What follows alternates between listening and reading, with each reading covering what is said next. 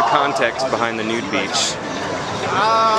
Well, the context is there's a lot of naked guys standing around on the beach and you need to kick their ass. That's it? That's about it. Alright. He's right. There is no context. Fist Puncher has damsels in distress that you gotta save, and for some reason they're just naked dudes in between you and them. I'm okay with this. In all honesty though, I'm really reluctant about being okay with this. Fist Puncher has one of the longest lists of problems I've had to write up so far, but the brainless fun of beating up naked dudes actually compensates for it. Fist Puncher is the kind of game that you see man-children tapping away at in the basement of a Judd Apatow movie. It's a side-scrolling, retro-style beat-em-up that aims to revive lowbrow gaming culture, but I kinda doubt that lowbrow gaming culture ever left. Anyways, the gameplay is exactly like how it looks and exactly like how it's titled. You punch people with your fists. You walk from left to right, beating up a bunch of offbeat enemies before beating up a bigger enemy at the end. There's some light RPG elements and a long list of character upgrades that are unlocked via XP meter and a special trigger that you hold down for amplified attacks, and all of this is pretty basic stuff for this kind of game. It works, but not without introducing itself with some of the worst first impressions I've ever had to deal with. Some of you will suffer horrible, gruesome deaths. I will stay here and meditate. So this is how the game starts off, with a racist joke that falls flat thanks to bad voice acting. And I guess with a lot of lower budgeted games like this, no voice acting at all might be better than bad voice acting. But what's weird is that there are no voices in the rest of the whole game. Everyone else just speaks in text up to the very end, so thankfully we don't have to listen to this guy again. But maybe I'm getting ahead of myself. Even before I could get that far, I had to go through the laborious process of getting it set up in the first place.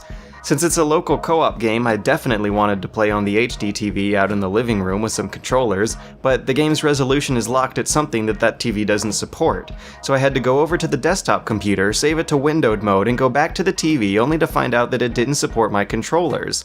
And when you try to co-op this game with a controller and a keyboard, which, by the way, is an option that's unnecessarily buried under menus, then you only get controller button prompts, which means that I had no clue what I was doing on the keyboard. So I had to download an Xbox 360 controller emulator, except the latest build doesn't jive well with Windows XP, which is what I have loaded on the living room computer, and it needed a bunch of .NET libraries installed, and I don't even know how I got all this working, but eventually I did. You know, these are the hoops that you have to jump through with PC gaming, and honestly, I thought we had moved past this point. Jamestown and Legend of Dungeon are local multiplayer PC games that support the mixing and matching of a whole bunch of controllers, and they do it really elegantly. But Fist Puncher doesn't live up to the precedent they set. While I understand that almost everyone these days has an Xbox controller lying around, not everyone has 4 of them lying around. So anyways, you gotta spend a few hours troubleshooting and testing before your friends arrive to play, and once you guys trudge past Mr. Miyagi here, then you might notice that this really isn't the most balanced or nuanced brawler around. For example, there's this beekeeper who has a bunch of homing projectile attacks that can be easily exploited. You've got a dodge roll that seems to turn you invincible. There's a special rage mode, which is amplified damage that's triggered by grabbing collectibles that don't often drop, but it lasts just a few seconds and you can't reserve it for later, so it's almost useless. There's also a game-breaking bug with one of the bosses who crashes the game if you don't heal yourself after beating him. I don't know how they missed that one. But I feel like the issues closer to Fist Puncher's core can be traced back to animation and art that is just mediocre. All these characters' tight, rigid poses and templates just aren't flexible enough for the smooth animations that make for gratifying moves. It's an homage to Double Dragon that looks like River City Ransom, but unlike those games, there's a lot more than 2 buttons to worry about. There's actually a robust combo system going on, but almost all of these animations feel like they're missing a frame or two.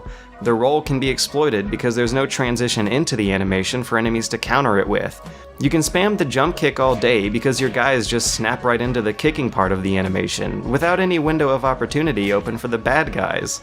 It's a game that just feels clunky and kind of uncontrollable in your hands, and if you look at the sprite work, you might get an idea why. For example, in these old games it's based off of, your character doesn't turn completely around in the middle of a run cycle that uses the same amount of frames. That just complicates matters, and it makes it harder to know exactly where your feet are planted on the ground. The difficulty curve zigs and zags all over the place, with some really hard bosses padding up levels that are filled with hundreds of common enemies who are pretty easy to just smash through. But that actually might be the game's saving grace.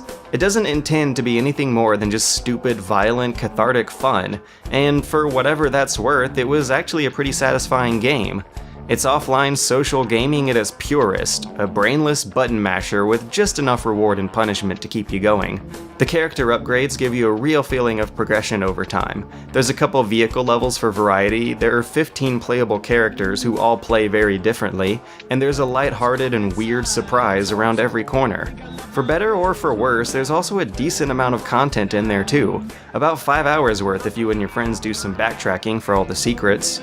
Unfortunately, most of that time is just spent running through the same kind of levels, but I mean, at least that's more content than Chronicles of Mystara. It's cheaper too, and it's still fun.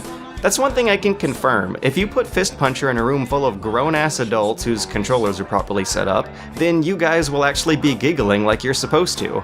And for that, I reluctantly recommend it. You just have to meet a long list of requirements before you can enjoy this game. If you have a PC with a couch set up in a room full of friends and gamepads, I'm gonna say go for it. But if not, then hold back. There's no online mode, and it's totally not worth going it alone.